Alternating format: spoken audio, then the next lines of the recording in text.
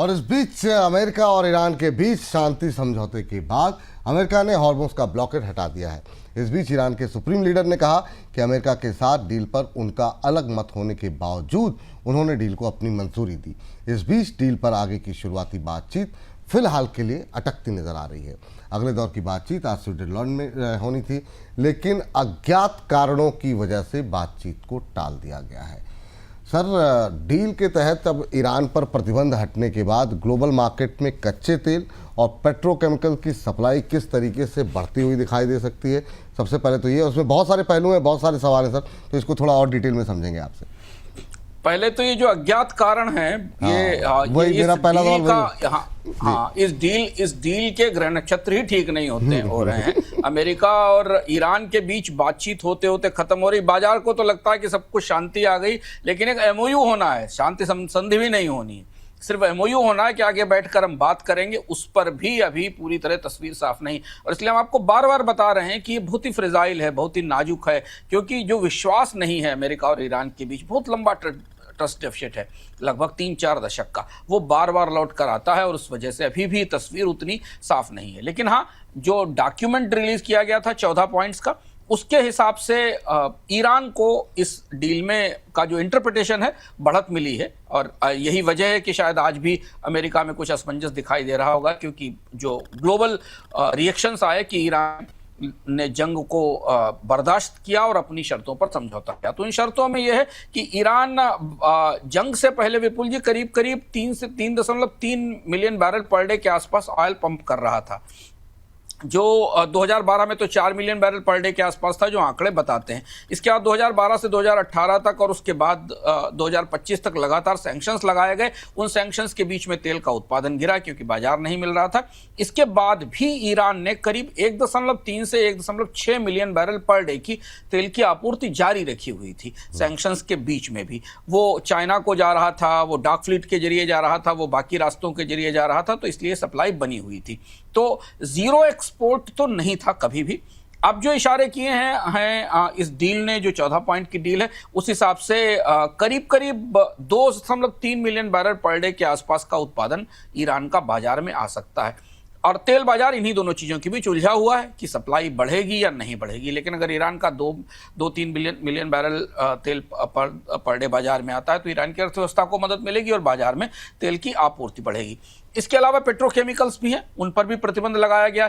जो एमओयू है वो ये कहता है कि ईरान को ऑयल और फ्यूल्स की सेल्स बढ़ाने की तुरंत छूट दी जाएगी। तो इसमें केवल ऑयल नहीं होगा, बल्कि ऑयल प्रोडक्ट होंगे, जिसमें गैसोलीन भी हो सकता है, जिसमें एटीएफ भी हो सकता है, और इसके अलावा पेट्रोकेमिकल्स और तमाम रिफाइंड प्रोडक्ट्स भी हो सकते हैं।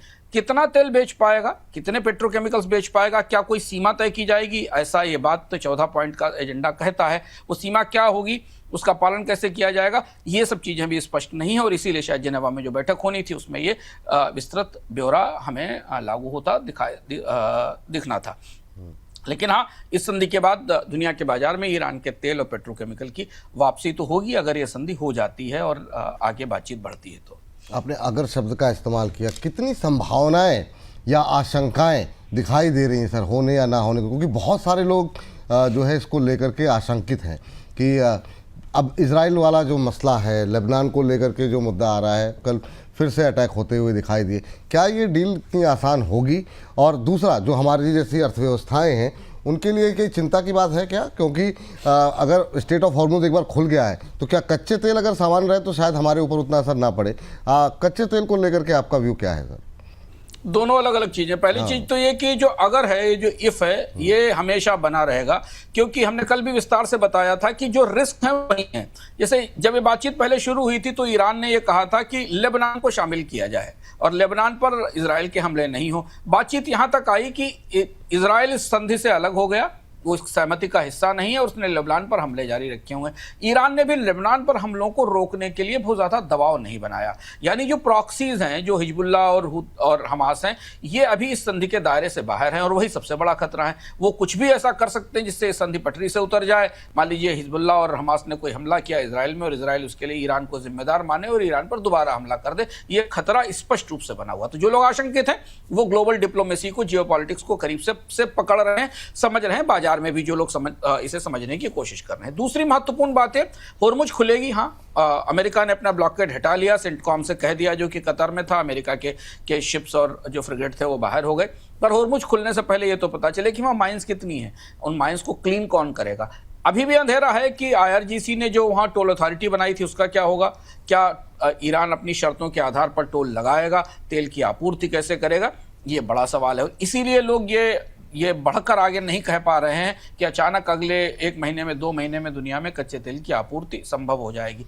और तीसरी और सबसे महत्वपूर्ण बात जो हमने कल भी कही थी कि जो यूरेनियम है, उस यूरेनियम की तस्वीर क्या है, उसको कौन लेगा। जो इनरिच यूरेनियम ईरान को रखने की छूट दी जाएगी तो फिर जंग का पूरा मतलब ही खत्म हो गया, क्योंकि जंग तो यहीं से शुरू हुई थी। और ईरान का यूरेनियम अगर किसी तीसरे देश को दिया जाएगा तो वो कौन लेगा, तो ये भी महत्वपूर्ण बात है। तो ये पूरा समझौता अमेरिका की भीतरी आर्थिक दबावों से निकला है, क्योंकि अमेरिका में महंगाई चरम पर है, ब्याज दरों में बढ़ने का पूरा खतरा है। केविन टार्श जो नए फेड रिजर्व के चीफ आए थे, उन्होंने भी जो संकेत दिए वो थोड़े सख्त नीति के थे। तो अमेरिका में महंगाई कम करने के लिए, WTI की कीमतें कम करने के लिए संधि को पर डोनाल्ड ट्रंप सहमत हुए हैं, और उसका असर भी हमने अमेरिका में गैसोलीन की कीमतों में कमी के तौर पर देखा है। तो ये जोखिम बराबर बना हुआ है। तेल बाजार का अगर आउटलुक देखें तो एक तरफ से तेल बाजार में दिखता है कि अगर सब कुछ शांत है, सब कुछ अच्छा है, संधि हो जाती है, दोस्ती हो जाती है और आगे शांति समझौता हो जाता है, तो ईरान का तो तेल बाजार में आने लगेगा, तो कच्चे तेल की सप्लाई तो बाजार में बढ़ेगी। उस हिसाब से तेल की कीमतों को और गिरना चाहिए, दबना चाहिए, तब निचले स्तर पर गलट जैसी स्थिति हो सकती है। इससे पहले भी जब ईरान का तेल बाजार में आया है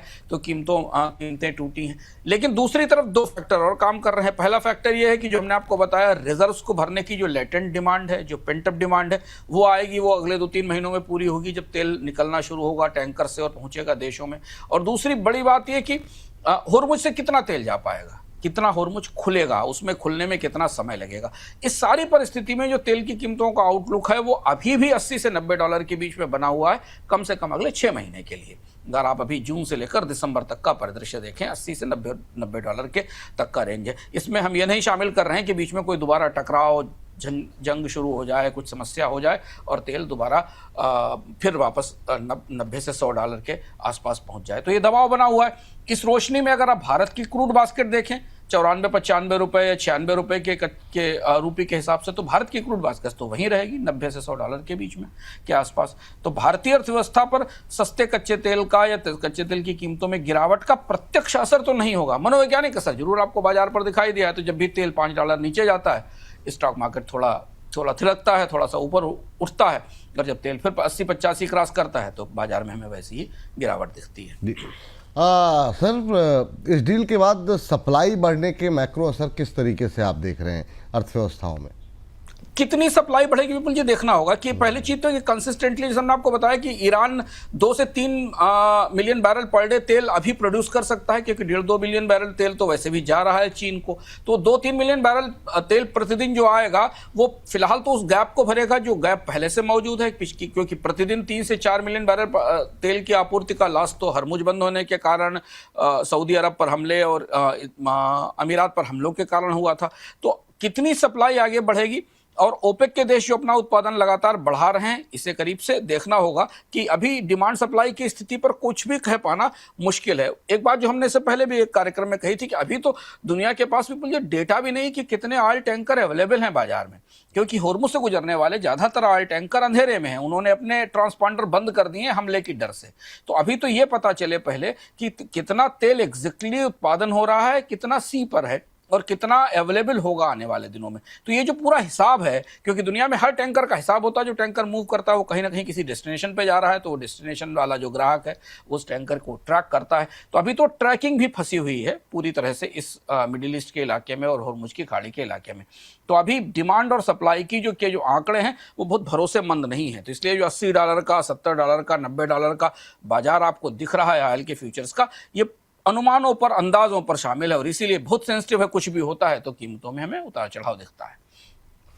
सर, अब डील के बाद कच्चे तेल की कीमतों को लेकर के क्या आउटलुक देख रहे हैं? और इसका एक दूसरा सवाल भी है कि खुदा ना खास्ता मान लीजिए डील नहीं होती है, लेकिन स्ट्रेट ऑफ हॉर्मुज खुला रहता है, तो फिर क्या भारत या तमाम ऐसे देश जो कि तेल के लिए, ऊर्जा के लिए निर्भर हैं यहाँ पर उनको चिंतित होने की आवश्यकता रहेगी? तब क्या कच्चे तेल को लेकर के कीमतों को लेकर के क्या आउटलुक आप देख रहे हैं दोनों स्थितियों में?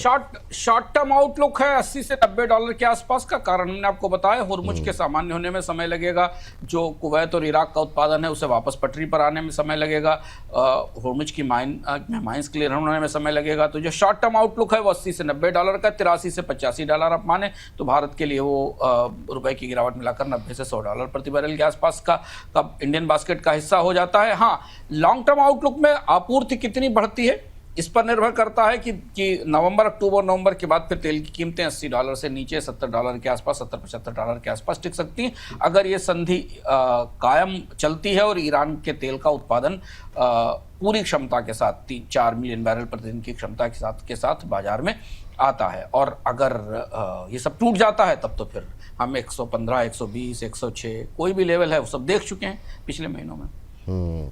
तो सर ये मान लीजिए कि अगर स्ट्रेट ऑफ हॉर्मुज खुलने के बावजूद भी सर ये प्रेशर बना रहेगा क्या? अगर मान लीजिए इजराइल अगर ईरान के बीच में कोई तनाव बढ़ता है और अमेरिका अपने आप को आइसोलेट कर लेता, क्योंकि ये परिस्थितियाँ इसको लेकर के बातचीत चल रही है, तो क्या वो भी हमारे लिए चिंता का विषय रहेगा? क्या तब भी कच्चे तेल की कीमतें रफ्तार से बढ़ेंगी आगे? स्वाभाविक सी बात है। देखिए, हुर्मुज पर टोल लगे, नियंत्रण हो या कुछ भी हो, हुर्मुज के आसपास कुछ भी होना कच्चे तेल की कीमतों को प्रभावित करेगा, क्योंकि दुनिया का 30 से 35%, 40% तेल वहां से निकलता है।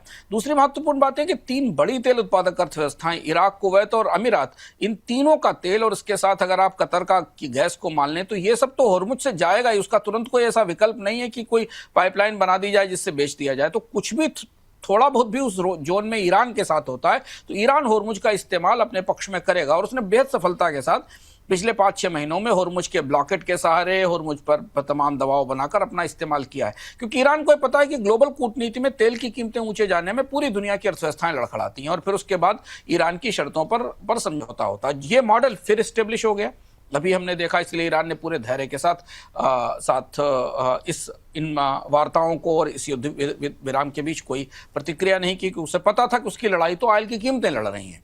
तेल का महंगा तेल ईरान की लड़ाई बाजार में लड़ रहा है, तो ये खतरा तो बराबर बना हुआ है। और इजराइल और ईरान के बीच फिर कोई टकराव होगा तो फिर आपको तेल की कीमतों में बढ़ोतरी दिखाई देगी।